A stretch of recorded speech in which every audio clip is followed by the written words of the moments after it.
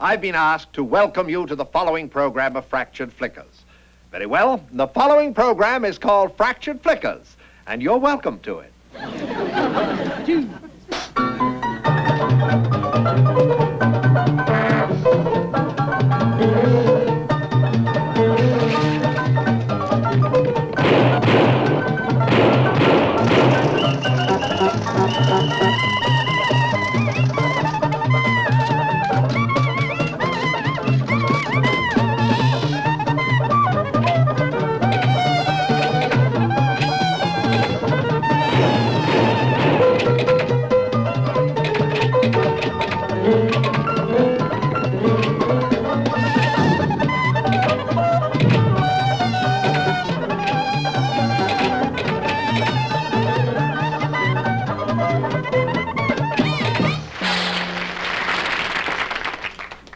Ladies and gentlemen, our program, Fractured Flickers, long ago set itself a special goal for this evening, and that goal was to produce the finest half hour ever seen on television. A program so warm, so tender, so true, and so downright soul-stirring that it could stand as a permanent milestone in entertainment history. Our entire staff has labored for months to translate this dream into a reality. It's a shame they didn't make it. Seldom in the annals of film history are we permitted a glimpse of a motion picture genius actually at work. Such a privilege is ours tonight as we listen to the recorded voice of the noted silent film director, Frederick Figg, speaking to the cast and crew of an early picture about spies and naval intelligence, A Creep in the Deep.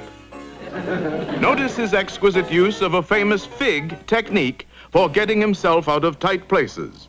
The repeated long shot or cutaway. All right, Maury. Let's have the long shot of the Atlantic Fleet. Fleet, Maury. Cut away to the Navy Signal School now. Good. Now, a close shot of our hero signaling. Not like that, Kirk. Oh, boy. Cut away to the long shot. Yeah, we better go right to the captain's entrance, Maury. All right, Captain, enter. Maury, do we have to get a captain who looks like Nasser? Okay, you give Kirk the secret plans, and we pick Kirk up on the next set with the lady spy. All right, fade out, fade in. And, where's Kirk? Oh, I see, that's his stand-in. Is Kirk ready? Good. All right, Kirk, you enter, and you give her the flowers. Not the plans, Kirk. Vera, we'll go right to the love scene, and I want to see some real He-Man lovemaking. Not you, Vera. No, cut away, Maury. And can we get a few more fellas on the front of the ship there? Okay, now, Kirk, in the next scene, let's see you blaze with passion, okay? Action. Can you blaze just a little brighter, Kirk? That's great. Now take the lady spy in your arms, Kirk. Kirk, you take her in your arms. Kirk, it won't hurt. Okay, let's see the maid outside. And the keyhole shot. Good. Now the big phone call to the Secret Service. Now, is Conrad there? Fine. Now, Conrad, you get your gun, and you leave. Not that way, Conrad. That's better. Into the car. Good. Now, you pick up the police escort. Maury, the escort should be in front of him. Can you fellas get in front of Conrad somehow? Yeah, well, that'll do, yeah. Now you follow Conrad to the outside elevator. Maury, is that the best elevator we could get? Well, all right. And Conrad, you spy on their passionate embrace. Take her in your arms, Kirk. Oh, gee.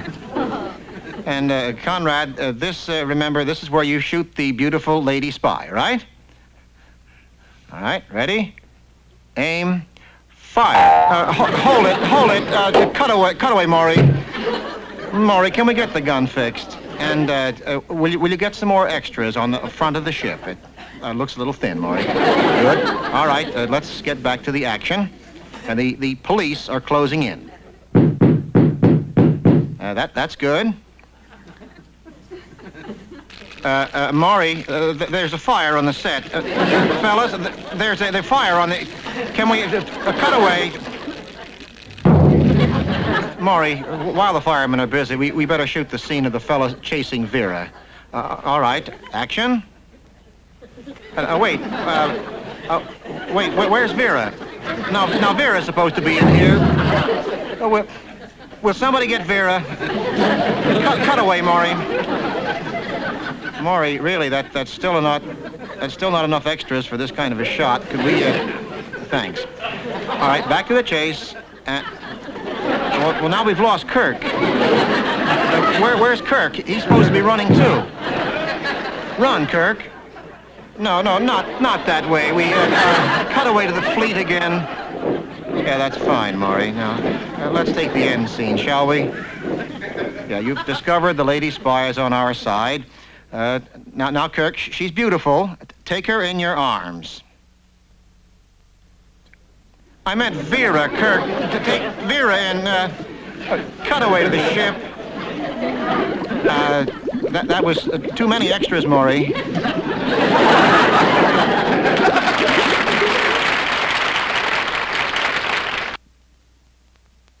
You know, to anyone interested in the march of modern science, it's been an exhilarating experience to see the giant strides made in the past few years by the medical profession. Soon the only disease that doctors won't be able to control is the sudden rash of medical shows on television. Programs about passionate MDs continue to spread like the chestnut blight. Our next flicker is our own contribution to the current epidemic.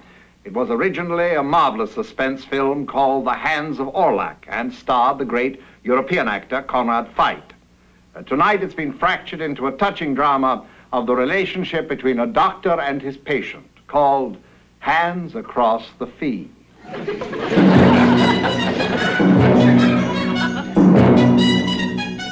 You know, everybody thinks that doctors know everything.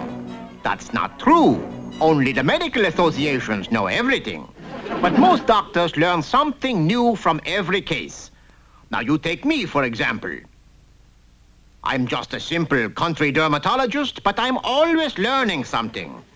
That's the big advantage of not knowing anything to begin with. Take this patient, for example. This is Otto Umlaut. Now, as you could see, Otto was not a poor man, but he had one eccentricity. He always did his own dishes. Oh, sure, he had a housekeeper named Gretchen Schimmelfarb, but she never did the dishes. He just kept her around for knoodling and such like. Oh, she was a barrel of fun. Well, one day Gretchen was taking the opportunity to nibble on Otto's knuckles a little bit, and in return he was massaging her beanie, and like that.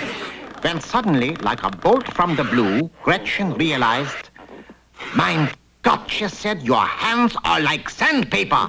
I could feel them right through my beanie." Of course, you can imagine, Otto was pretty surprised. But he did the right thing anyway.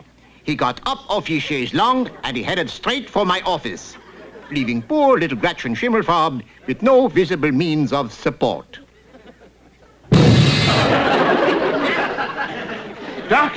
Doctor, these rough red hands. Look at them. They're a mess, all right. I can't play bridge with my friends anymore. They noticed your hands? I keep scraping the spots off the cards. Listen when I rub them together. Sounds like Xavier Cougart's rhythm section. Oh, help me, doctor. Well, why not? So, first we gave the patient a thorough examination. How did I know he was ticklish? After we caught up with him again, I gave my prescription. Otto, you got to get the automatic dishwasher. Also a new detergent. And while you're at it, why don't you buy a pair of gloves? So he did what I said. Unfortunately, the gloves he bought was a little small. They fit like a glove. 2 weeks later, I finally had to cut them off him. Gee, on television, the doctors always do this with one little snip. Got a little pajama there, didn't we? Well, Mr. Umlaut, how's that for a smooth white paddy paw? Ooh, Doc, it's lovely. Yes, sir. From that moment on, Otto Umlaut's beautiful mitts was his pride and joy. And was he ever careful of them?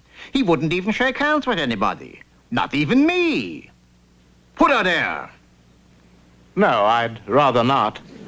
I bruise so easily. But then I made just one little mistake. I violated the first principle of being a good doctor. I presented my bill to Otto Umlaut on the day before he left the hospital. He took one good look and... No, not that. Oh, that's terrible. Ooh, where's my pants? Where's my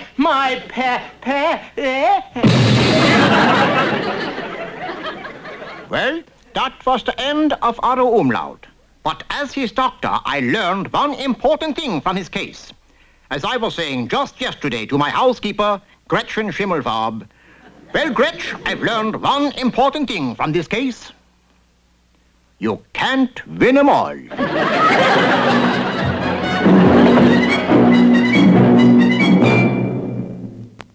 Tonight, we're indeed pleased to have with us on our Fractured Flickers candid interview the very lovely and talented young actress and recording star, Miss Annette Funicello. Thank you very much for inviting me, Mr. Conry. Well, please, call me Hans, my dear. Oh, I don't know if I could. That'd be like calling Mr. Brennan Walter or Mr. Karloff Boris. Wouldn't you have said it would be like calling Mr. Hudson Rock? Sorry, that never occurred to me. I was afraid you'd say that. You know, Miss Funicello, we've met for the first time this evening, and yet I have the feeling that I've seen you somewhere before. Although I must confess I don't know where. Well, it's certainly possible you've seen me sometime. But where? Maybe you could give me a clue. Well, I used to wear a little hat with big ears on it. Oh, I think I remember. Ears like a cute little animal's. You're getting warm. Oh, of course. You were a bunny at the Playboy Club. I'm afraid not. As a matter of fact, I was a mouseketeer on the Mickey Mouse Club. You mean Mr. Disney has his own key club? No, you don't understand. The Mickey Mouse Club isn't for grown-ups. It's for the juvenile set. So is the Playboy Club. No, I mean little kids. It's a TV show, and I was on it for 4 years. Were you a den mother or something of the sort? I was one of the little kids. You're joking. Well, it has been a few years ago, Mr. Conry. Hasn't everything? I've kind of grown up since then. Never have the words kind of been so fraught with meaning. Thank you. And now would you tell me something? Oh, delighted to, my dear. What's the show all about? You don't watch Fractured Flicker? I'm awfully busy in the evenings with recording sessions and public appearances. Or didn't you watch the first part of tonight's program? Yes, is that what you do? What do you mean, is that what we do? I thought you were just practicing. That's what Fractured Flickers is. We take old pictures and... Well, actually, we mutilate them is what we do. That's too bad. Couldn't you get some better writers? Better writers? We can barely afford our present staff of 4 monkeys with scissors and crayons. But to return to the main point of this interview, Annette, what is your favorite flicker? Well, you may not believe this, Mr. Conry, but my favorite flicker is the one you're going to run right after this interview is over. Isn't that a coincidence? Not really. Actually, it sounds more as if we'd planned the whole thing. So I think I'll leave now. Before we fracture your favorite flicker, Annette, that's known as showing the white feather. No, Mr. Conry, that's known as quitting while you're ahead. You may be right. Thanks for chatting with us, and good night, Annette Funicello. Good night, Hans. Hans. She called me Hans. Well. One of the greatest figures of the silent screen was that master of makeup and character portrayal, Mr. Lon Chaney. Unfortunately, throughout his entire career, Lon Chaney never had the opportunity to make a screen comedy, All of his roles cast him as a grim-faced, humorless character who never smiled and sometimes didn't even look human. You know, like Charlton Heston. Well, we're going to remedy that situation tonight as we fracture a Lon Chaney masterpiece, The Hunchback of Notre Dame. And in order to give Mr. Chaney a chance to play in a comedy, our version is titled Dinky Dunstan, Boy Cheerleader.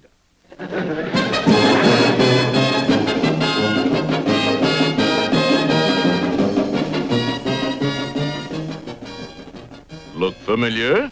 Yes, you guessed it. It's the campus of the University of Southern California just a few short years ago. Even then, as the day approached for the big game with Stanford, the USC students displayed their traditional air of quiet determination. This grim resolve was also apparent at the Spartan training tables of the varsity squad. Even the dormitories of the Guggenheim Fellows rang with the cry, Everybody up! Come on! We're hanging the coach in effigy. But of all the student body, there was one whose calm resolution was greater than all the rest. At every pep rally, someone was sure to call for, Me, Dinky Dunstan. Yes, it was Dinky Dunstan, wealthy young phys ed major and the school's head cheerleader. Dink was a natural cheerleader with a wiry frame, a strong voice, and plenty of school spirit. As you might expect, Dinky was also president of his fraternity, Chi Ogma Delta, a rugged group of athletic he-men. Hi. The Chi-Ogs were renowned for their scholarly behavior, as well as for their Saturday night soirees, which featured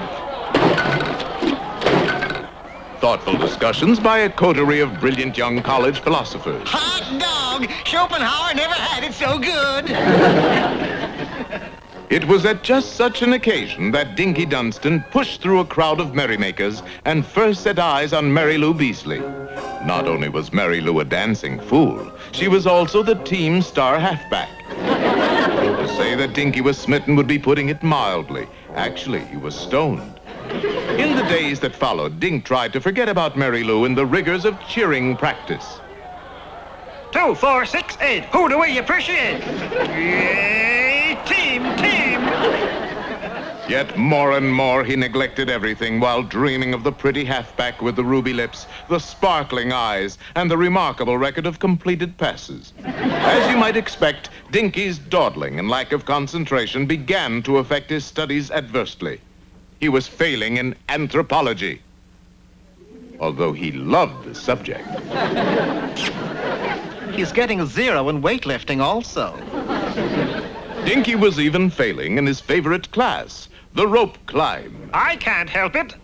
This darned rope keeps stretching. You mean old Dink might flunk out before the Stanford game? Yep. Ooh. Hey, gang! We can't win a game without old Dink cheering us on. Come on! We gotta think of something fast. And to a man and woman, the students rallied to Dinky's aid. It was Mary Lou Beasley herself who persuaded Dink's weightlifting instructor, Mr. Feeney, to plead his case before the chancellor. I'll do it.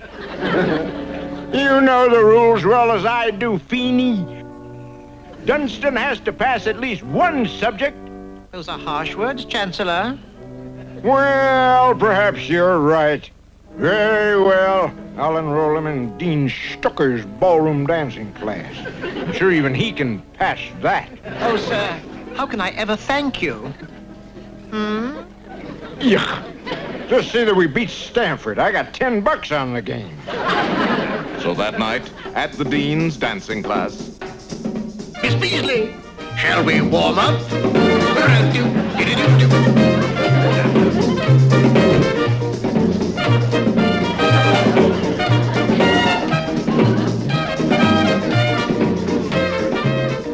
Imagine me dancing. I'm ready. Dean Stucker. Dunstan? Come on, Dean. Yes, dance. 2, 4, 6, 8. Who do we appreciate? 2, 4, 6, 8. Who do we appreciate? Easy, Dunstan. Remember, you're dancing, not cheerleading. Now you lead. Me? 1, 2, 3, 4, who are we for? 1, 2, 3, 4, who are we for? Now you're getting it, boy. Let's try a lift, shall we? 1 and 2 and 1 and 2 and oop. Yeesh. Alas, now poor Dinky would flunk everything. No! He's passed my course. Remember, Dean Stucker was a 185-pound man. Throwing him off that balcony gives Dink a passing grade in weightlifting. Oh, goody. Well, the game that year was a classic. As you can see, it was played under the old Big Ten rules, which allowed unlimited substitutions and everything else. And when things looked blackest and Stanford led 90-0, a clarion call rang out. Hey, gang! Let's hear it for the team. It's Dinky! 1, 2, red, white, and blue. We are the boys from Southern Cal U. Team, team, team, team! Hey! Inspired by their cheerleader, USC sprang to the attack and were pulverized by their opponents. That year, USC lost 99-0. But win or lose, we got the spirit. Come on, gang, let me hear it. And they did let him hear it. Dinky Dunstan, drop dead! That's not what I call the old Trojan spirit. And so, when the University of Southern California settled back into its academic torpor after the game, Dinky Dunstan was no longer on campus. Rejected by his classmates, he did the only thing a boy like Dinky could do. Come on, you fighting Irish. Yes, he transferred to Notre Dame.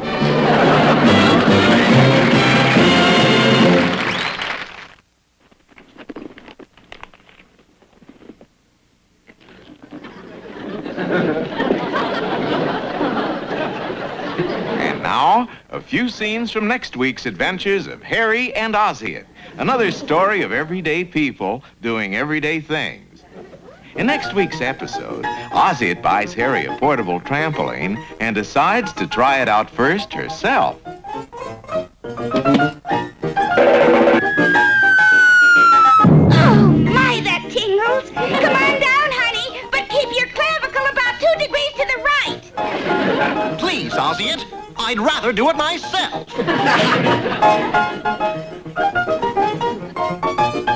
But Harry's fun-loving neighbor, Mr. Bratley, takes him literally and decides to let him do it himself. Seems a little firmer than most trampolines. Yes, you'll see another fun-filled half hour of television at its folksiest and best. Come along with Just Plain Harry and Ozzie as they're taken for a ride in the Bratley station wagon, only to find themselves at a coming-out party on the Bratley yacht. So come out. You too, Harry. Upsy-daisy, kid. Last one off the diving board is a rat fink. Slip on your skivvies, hon. Let's have a dip in the pool. Oh, Harry! He's trying to beat me into the water. I'll have to hit him off at the mast. Can't catch me. Oh, I love the feel of rope between my toes. Find your own diving board. This is mine. Oh, I do hope the pool is heated. So be sure to run up your electric bill next week by tuning in The Adventures of Harry and Ozzie, brought to you by the makers of Schlepsy Cola. Schlepsy, the cola that makes it fun to say, The drink's on me!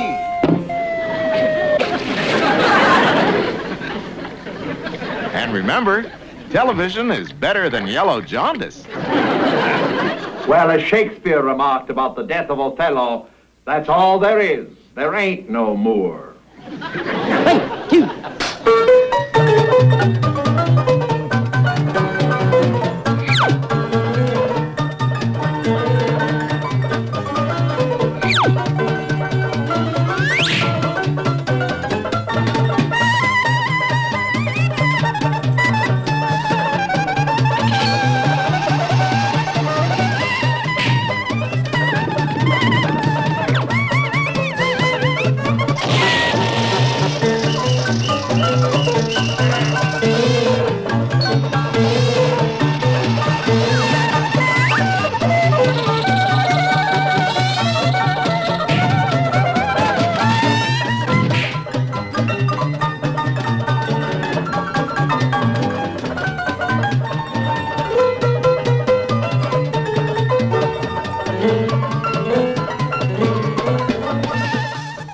This is Hans Conrad saying good night for Fractured Flickers and reminding you that this is Anti-Vivisection Week.